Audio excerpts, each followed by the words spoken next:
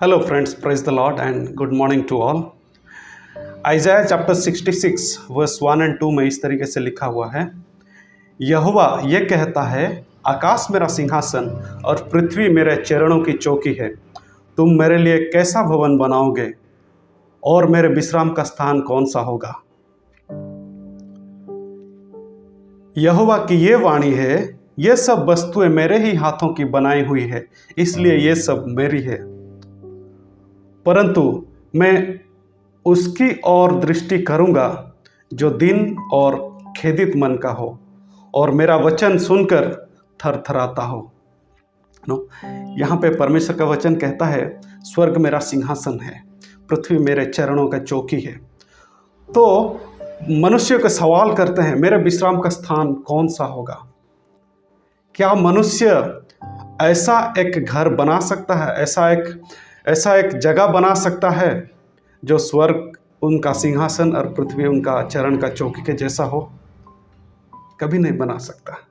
लेकिन मनुष्य अपने पूरी बुद्धि, पूरी ज्ञान और पूरी शक्ति को इस्तेमाल करके परमेश्वर को एक मंदिर में, एक चर्च में, एक घर में, घर के किसी कोना में वो परमेश्वर को कैद करके रखना चाहता है। वहाँ पे उनके लिए विश्राम का स्थान बनाने की कोशिश करता है। ये मनुष्य का मूर्खता का परिचय है। परमेश्वर कहता है, यार हर चीज मेरे हाथों का बनाया हुआ है, सब वस्तुएं मेरे हैं, तुम क्या मेरे लिए बनाओगे। हम परमेश्वर को कितना छोटा समझ लेते हैं जब हम उनको एक घर में कैद करने की कोशिश करते हैं। परमेश्वर कहते हैं, जो दीन और खेदित मन का हो और मेरा वचन सुनकर थरथराता हो, उसकी ओर मैं अपना दृष्टि रखूंगा। परमेश्वर ये चाहता है हमसे कि हम हम्बल बने, हम दीन बने, हम आत्मिक रीति से तैयार रहे कि उनका वचन को सुने और उनका वचन को माने।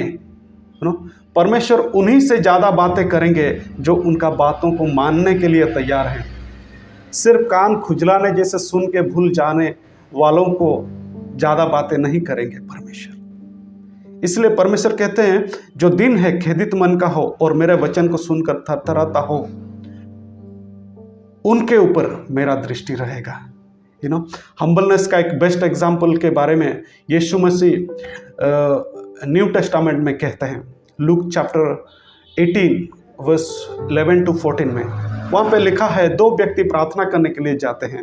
दोनों व्यक्ति जब प्रार्थना शुरू करते हैं तो पहला व्यक्ति कहता है, परमेश्वर मैं आपको धन्यवाद देता हूँ कि मैं दूसरे व्यक्ति के जैसा नहीं हूँ, जो कि व्यभिचारी है, जो चोरी करता है, जो कि लोगों को लूटता है। मैं आपको धन्यवाद देता हूँ कि मैं उसके जैसा नहीं हूँ। और कहता है और प्रार्थना करता है कि परमेश्वर मैं हर हफ्ते उपवास करता हूँ, मैं हर हफ्ते आपको फूल चढ़ाता हूँ, मैं अपना दशमांश देता हूँ, अपना दान आपका मंदिर में देता हूँ।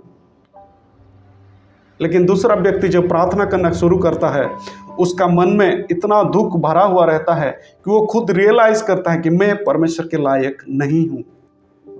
तो वो प्रार्थना करता है, परमेश्वर मैं आकाश या हेवन के ओर देखकर प्रार्थना करने के लायक भी नहीं हूँ, मैं एक पापी हूँ, मुझे तू दया कर।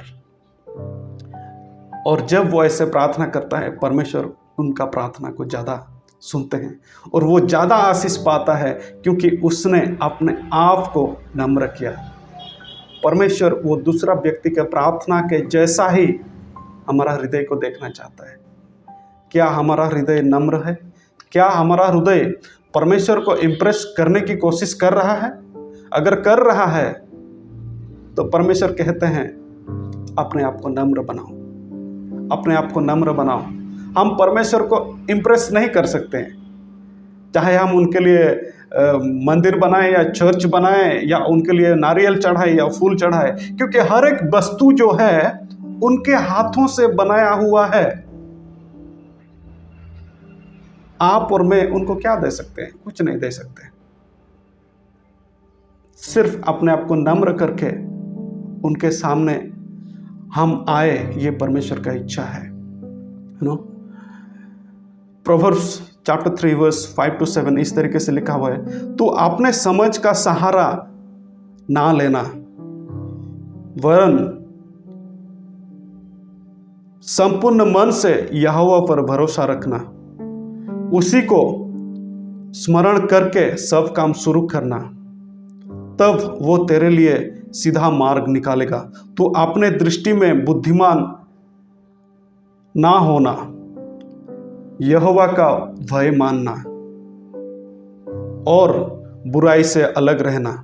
ऐसा करने से तेरा शरीर भला चंगा और तेरी हड्डियां पुष्ट रहेगी। नो, हम अपने आप को चालाक समझने का गलती जब करते हैं ना, परमेश्वर हमें एक मूर्ख इंसान के जैसे देखता है। परमेश्वर हमें एक बुद्धिहीन इंसान की तरह देखते हैं।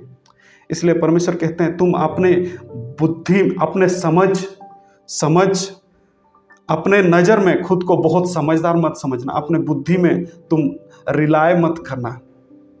तुम मेरे पास आओ, अपने आप को दीन बनाओ, हम्बल बनाओ, और मेरा दृष्टि और मेरा आशीष तेरे साथ रहेगा।